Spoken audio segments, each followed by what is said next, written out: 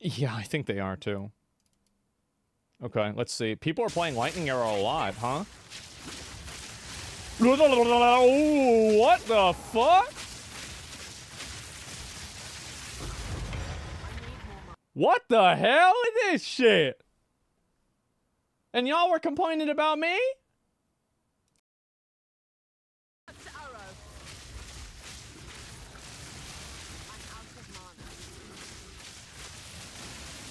And there's our kill.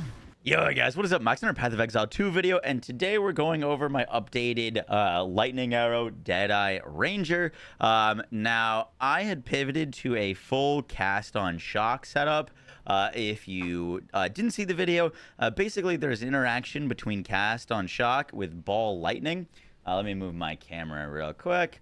But ball lightning is a skill that fires out bolts of lightning. It fires them every 0.2 seconds, and these bolts of lightning are chaining lightning, and they actually trigger our lightning rods. And though there was a synergy where you could fire, if we go over here so you can see more clearly, we can fire a bunch of rods down and then cast ball lightning, and it does this massive explosion where it triggers all of our damage really, really quickly. And it was really cool. And we were using it with Cast on Shock, triggering shocks like every second or two to generate tons of these orbs. So we're just using our Lightning Arrow Deadeye combo and triggering a bunch of orbs to deal a bunch of damage. Well, last night, they nerfed basically any sort of cast on shock, cast on ignite, cast on freeze thing. This used to read that we gain 2 energy per power of enemies we shock with hits from our skills. It used to read we gain 20 energy per power of enemies you shock. So basically they 10x nerfed this, where we're casting our orbs 10 times less often, basically, which is pretty brutal. However, the power part of it does kind of change when you're fighting a unique or a boss. So it actually does proc fairly often when we're fighting a boss or a unique, but it just doesn't really proc at all for mobbing, killing trash mobs. You just don't see these orbs. And so the big question is, do we still use this? Is it still good? What should we pivot to? And I kind of just want to talk about that today. So I hope you guys enjoy the breakdown. Let's get right into it. So now let's do a little bit of kind of just like a build showcase slash walkthrough. So we are mainly just using Lightning Arrow with our lightning rods for our main damage. That's typically enough damage to kill basically any trash mob. The interesting thing that we've kind of had to pivot is right now, I am thinking about changing to away from cast on shock entirely, just because, you know, the big downside with going the cast on shock build is you just need so much intelligence. And we're going to want a lot of dexterity, and it creates a lot of stat pressure that we technically don't need to have if we don't use it. But cast on shock is definitely still good. It's just only really good against bosses. Speaking of bosses, we seem to have one here. But where's the boss? Interesting. So there's a boss somewhere here. Oh boy. I would assume that's him. So we're going to put down our things, and then we're going to cast our orbs. And that should give us a big amount of damage. Yeah. So basically, the interaction with Lightning Orb is still really strong, but we just can't rely on it as much from Cast on Shock. But what we've set up here is we've set up Ball Lightning with a trigger setup so that we can still cast a bunch of them, but we have to do it manually. Which, you know, not as cool. Obviously, it's way cooler having them all detonated and triggered just by pressing 2 buttons. But we can add a 3rd button, and it's still really powerful. And once again, you can kind of just use Lightning Arrow and Lightning Rod to kill most other things. But yeah, the build is definitely not dead. I just think that there are now multiple ways to play this. I really do think that the cast on shock was pretty freaking busted. Probably the strongest thing that we could have been using. But now you kind of have 2 options. You could play the Lightning Ranger as more of a little bit of a caster, which is kind of what we've set up here. And then I plan to work on a full kind of pure dex, pure Lightning Arrow setup with magnetic salvo. and, you know, have kind of two different versions of the build. I think both are going to be viable. Which one ends up being better? I guess I don't really know. This one's definitely harder, mainly just because of the amount of, like, intelligence that you need to, like, really get this cooking. But yeah, this is the build. We get to shoot things, run around, be real fast, and then if there is an elite or something, we could just, you know, cast our orbs over them and detonate all of our arrows. And Lightning Orb is definitely a more proficient procer at proccing these things than our Lightning Arrow is. It just procs way faster. Oh, look, we got another boss here. Cool.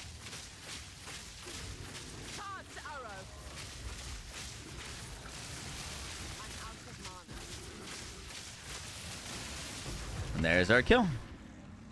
So yeah, kind of same thing. Put down a bunch of lightning rods and then cast into it, get all the detonations, and we're good. All right, so now let's talk about the rest of the build. So let's go over some of the build stuff now. The skill tree is basically still the same. I did make a few tweaks to it. Mainly, I removed this point, the freedom of movement. I would still like to have this point, but because we needed a bunch of dexterity, I went over here and picked up enhanced reflexes for the 30% increased evasion and 8% increased dexterity. And then we passed through proficiency to get a bunch more dexterity. And then we're going to go attack speed and falcon technique to get increased attack speed per 15 dexterity. This should feel really good because we'll have high dexterity. I did grab Coming Calamity for the 50% increased lightning damage while affected by a Herald of Thunder, which is awesome. I do need to put back on acrobatics. I only took off acrobatics because I was below 50% evasion rating because my chest piece does not. As you get a higher level, monsters were going to have more accuracy. So the higher maps we do, the more evasion that I need. And right now, for the level of mobs that I'm fighting, I just need like a 1000 evasion chest piece plus this node. Bestial Skin would give us a 100% increased evasion rating. So we would go from like 1000 to 2000 evasion rating. And then that would put us comfortably above 50% dodge chance with acrobatics, which is, I think, where you want to be with this node active. You want to be at least 50%, but it's a huge survivability increase. So I'm just kind of working on building up my exalts so I can buy a 1000 evasion chest piece. The rest of the things in the tree have stayed pretty much the same. We're still doing all of this like lightning, penetration, lightning lucky hits, blind attack speed, more damage against rares and uniques. Picked up all of this evasion here to get a bunch of extra survivability there. And currently, in terms of like my stats, still working on them. I've got, when we get our tailwind active, I've got about 83% evasion, and then we've got 68 lightning res, 69 cold, 63 lightning, and 36 chaos. So still working on fixing my gear and stuff like that, but that is kind of the skill tree and some of my stats. Now let's talk about gem setup. For the gems in the skill tree, I don't have perfect ones, but finding increased amount of mana leech and increased magnitude of shock you inflict is really, really nice. The magnitude of shock just gives us more multipliers, and more mana leech is just more quality of life. I got another one over here that's just like lightning damage, evasion rating, flask stuff, and more mana leech. Getting some gems to increase the amount of mana leech that we have is pretty nice quality of life. And obviously shock magnitude is just quite literally direct damage. I think my like perfect jewel would probably be mana leech, magnitude of shock, and you can actually roll attack speed and attack speed with bows. So like those four together would be pretty broken, but getting some like mana leech, shock, magnitude, and technically attack speed on your jewels is really, really nice. So for our gem setup and our like supports, I unfortunately have not been very lucky. I had to buy my first ever like 4-link, and I haven't had a single one drop for me, and I don't have any like 5/6 links. So, you know, pretty basic setup still. But I did use it on Lightning Arrow, mainly because I really wanted mobility. On Lightning Arrow, we've got Fork, Martial Tempo, Conduction for the shock chance, and mobility so that we can move around and cast it. I really, really wanted the ability to, like, kind of, you know, move and shoot, because we are playing a ranger. On Lightning Rod, I've got Primal Armament for 25% more weapon elemental damage, Scatter Shot so we can fire more of them, and Magnified Effect for more area of effect. so we get more of that shotgunning effect. On Ball Lightning, which we are self-casting, we've got Wild Charge, which is a 20% chance to fire 8 projectiles in a circle. That's when you see like the crazy procs. Unleash, this basically means that every time we're casting it, instead we're going to be casting multiple of them, which was why that looks so crazy. There's like our 3, and so we're able to cast that and make a bunch of them, so the like self-casting doesn't feel as bad. We still get those like big freaking explosions. So Unleash is casting a bunch of them for us, but they deal less damage when reoccurring, which once again we don't care about because we're not using them for damage. We're using them for procs and deceleration so that they hover over our lightning rods for longer. On Stormcaller's Arrow, I still have this as another way to like build up shock and also like strip some defenses of enemies. So we've got Overcharge, Coursing Currents, and Lightning Exposure. So lots of shock stuff from that. You could technically put Coursing Currents on Lightning Arrow if we got another one set up, but I don't think it would replace any of these current ones on it. And then we could kind of get rid of Stormcallers. On Voltaic Mark, this is pretty important. So like in terms of rotation, I keep getting asked like what skills I'm using in rotation. I will like typically start a fight or like start a group. Well, I'll put a mark on them and then I'll just shoot into them. The mark takes like 2 seconds because we actually have a bunch of cast speed from Tailwind. So you put a mark and then you just do your rotation. Put a mark, do your rotation. And by rotation, I mean basically shooting your lightning rods and casting into them. If they're not dead, you can cast a lightning ball, and then Stormcaller's Arrow I mainly use on like something that is like a little bit more tanky, so that we can get more shock and shock magnitude on them. For the rest of the gem setups on actually like Voltaic Mark, we've got Persistence for more duration on enemies. Remember that this builds up more shock chance on enemies, so very important for this setup.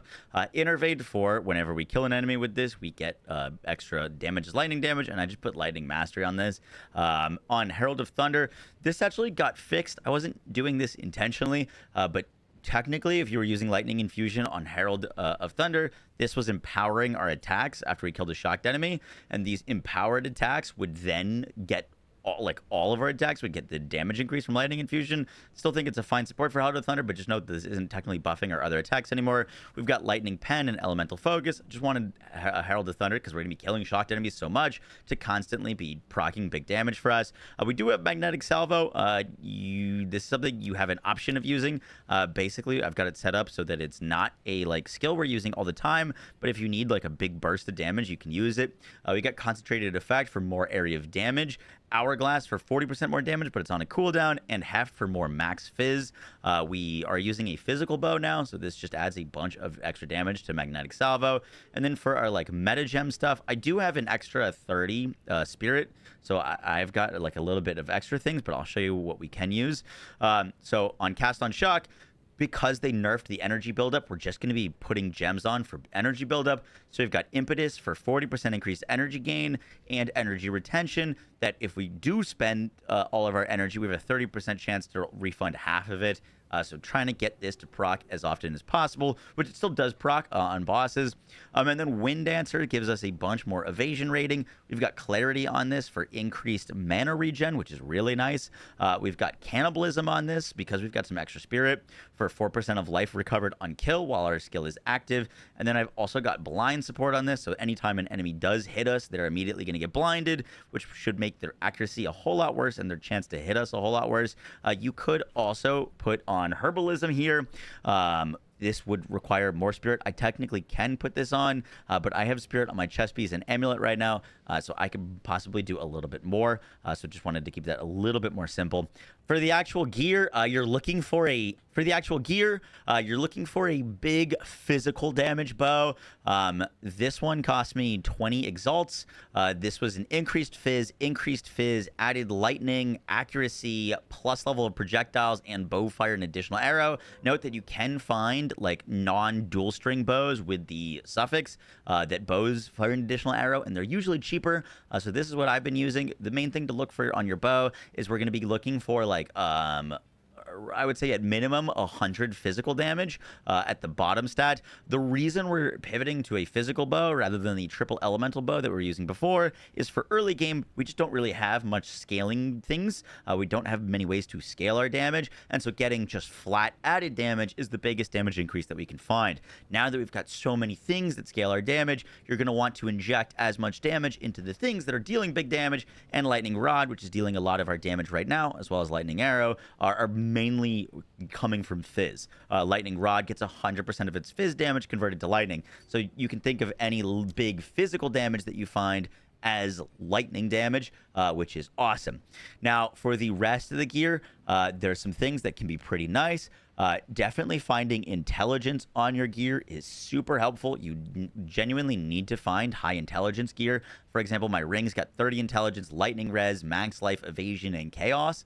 This was a pretty nice ring. My chest piece has got some spirit. You do need extra spirit for this build for cast on shock to get kind of everything set up. You could technically not have any supports on Tailwind or on Wind Dancer and be fine, because this will be 60 and this will be 30, so you should be fine with that. But if you want to run like clarity and cannibalism, you are going to need extra spirit. But basically on your gear, we're just looking for big life, big resistances, and if you can get intelligence where it drops, that's nice. On my gloves, I've got attack speed and mana leech, which is nice. Mana is only leech from fizz damage. Lightning arrow is 60% fizz, so that does help, but it's not something to be totally reliant on. On my belt, I've got a bunch of max life and resistances and increased flash charges gained. On my quiver, once again, you're looking for big flat damage here. I've got T8 Lightning, T8 Fizz. Both of these are big contributors to our damage. And then we've also got some attack speed. Technically, you don't want projectile speed for this particular setup, but flat damage for lightning and fizz and attack speed are the biggest things you're looking for on a quiver. On my boots, I've got movement speed, max life, dexterity. Finding rolls of dexterity is also really helpful to kind of sort out. You know, we need a bunch of dexterity and a bunch of intelligence, but I've got like movement speed, dexterity, max life, and more lightning resistance. And once again, my resistances aren't like totally fixed or solved. Got a fair bit of all of them, but none of them are perfect. And then I'm using a chaos resistance charm, so we get another 18 on top of our 36 anytime we get hit by any chaos res. And that's kind of it for gear.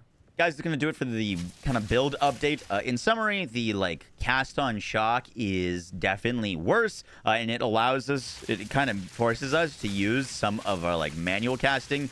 But the big thing is they didn't nerf our damage. They didn't nerf any of our interactions that were giving us such crazy damage, but they obviously did nerf kind of the like quality of life of a cast on shock setup. So this is kind of, I'll be updating the build doc, and I'll have kind of two versions: the like cast on shock hybrid caster, archer, ranger, and also we'll be making another guide that is just going to be pure dex, pure like lightning arrow, pure magnetic salvo, and just pumping as much damage as they can do with that. And we'll see which we end up liking better. I haven't like gone back to the full magnetic salvo build yet. But yeah, guys, that is it for the video. I hope you enjoyed. I will catch you all in the next one. Take care, guys. Peace.